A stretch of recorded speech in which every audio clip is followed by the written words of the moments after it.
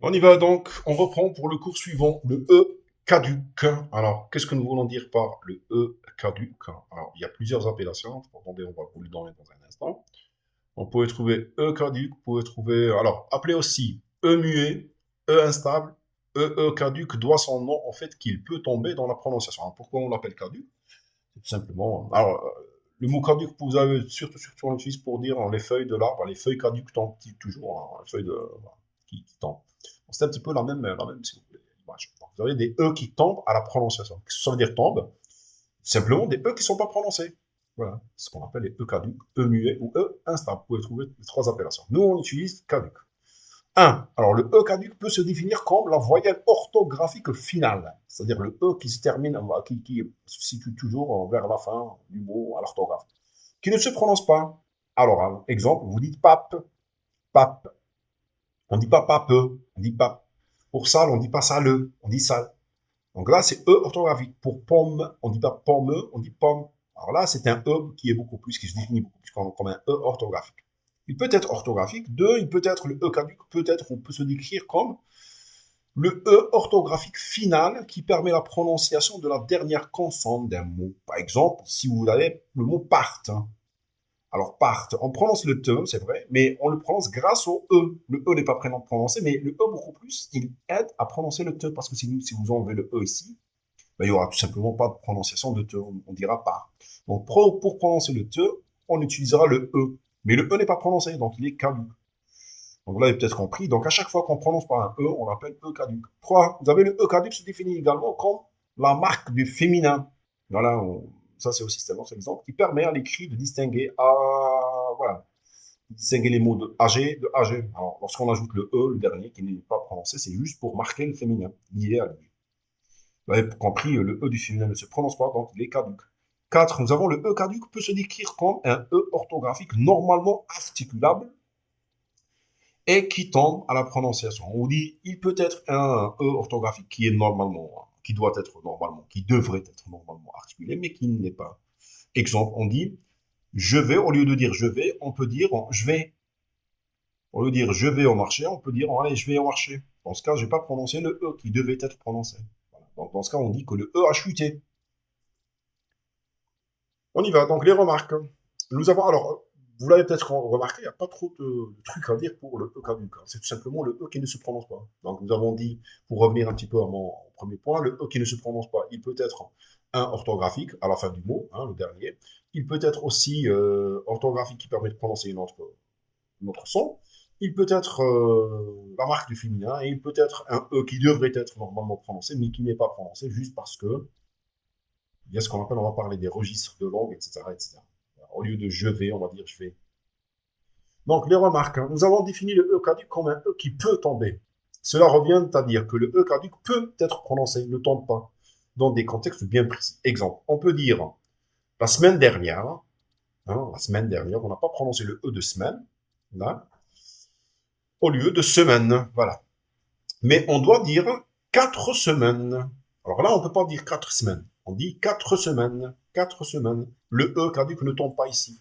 Donc vous l'avez peut-être compris, il y a des cas où le E, on dit que le E peut tomber. Alors qu'est-ce que ça veut dire peut tomber? C'est-à-dire qu'il peut être prononcé, il peut être caduc. 2. Acoustiquement parlant, c'est-à-dire au niveau sonore, le timbre vocalique du E caduc est fluctuant car il peut être prononcé comme E moyen dans le, E fermé dans peu ou encore E ouvert dans peur. Alors attention, là le E dont on est en train de parler, il peut avoir trois timbres vocaliques différents, soit ce qu'on appelle le niveau d'ouverture des deux mâchoires. On va parler de degré d'aperture. Alors le E, il peut être mi-fermé, moyen ou mi-ouvert, il n'y a pas de problème.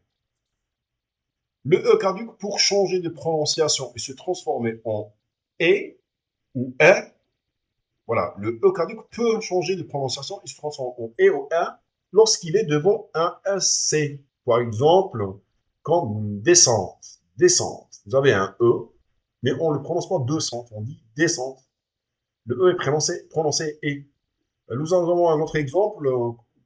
Nous avons ce qu'on appelle la double consonne. Vous avez effet. Il y a un E avant effet, mais ça ne se prononce pas E, ça se prononce E. Pourquoi? Parce que nous avons deux consonnes. Et ici, on prononce descente. Pourquoi? Parce que vous avez le C. Et c'est erreur, là aussi, pour le E de erreur. Là, au départ, c'est pas un E, hein, c'est un E, mais qui se prononce E. Pourquoi? Parce que nous avons un dédoublement des consonnes. C'est des règles orthographiques, si vous voulez.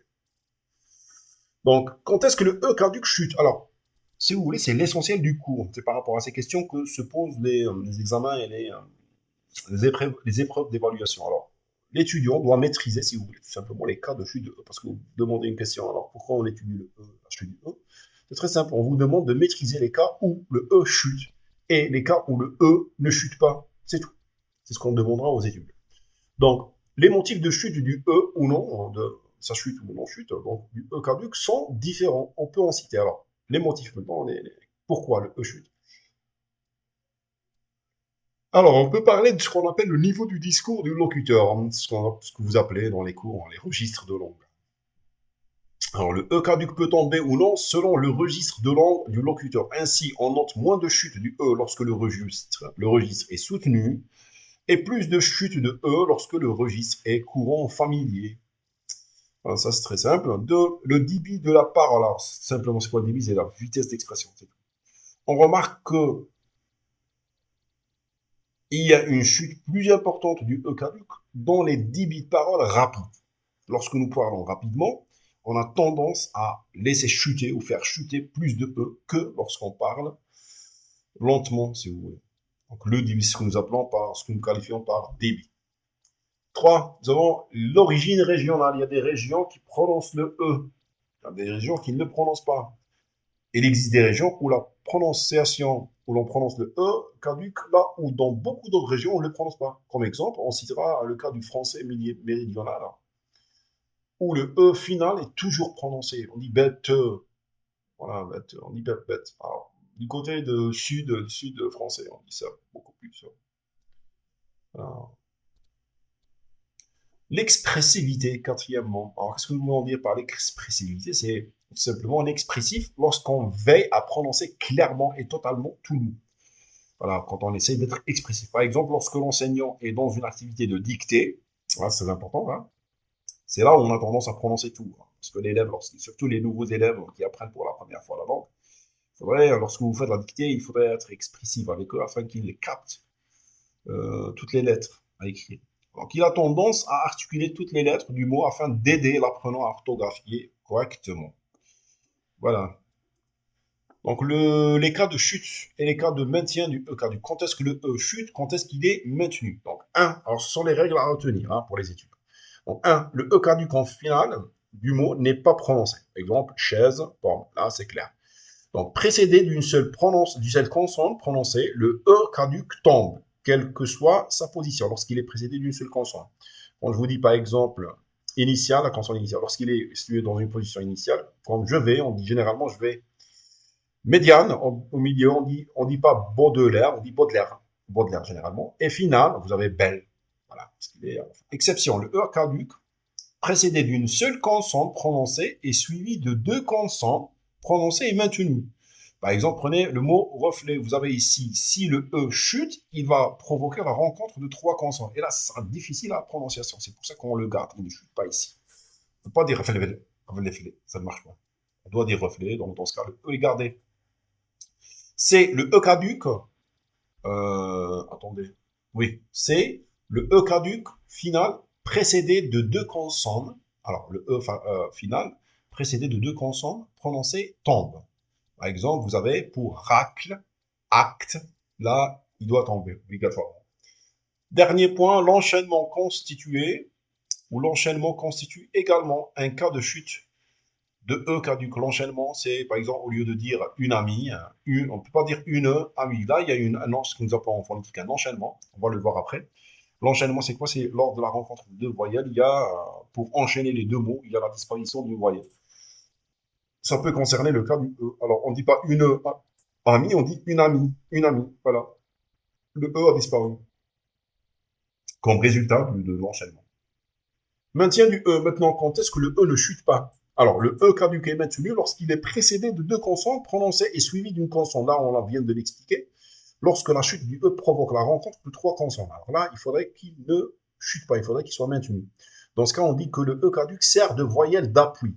ce que nous voulons dire d'avoir l'aide d'appui, c'est-à-dire qu'il permet au locuteur de s'appuyer pour prononcer les trois consonnes. Parce que trois consonnes situées l'une à côté de l'autre ne peuvent pas être prononcées.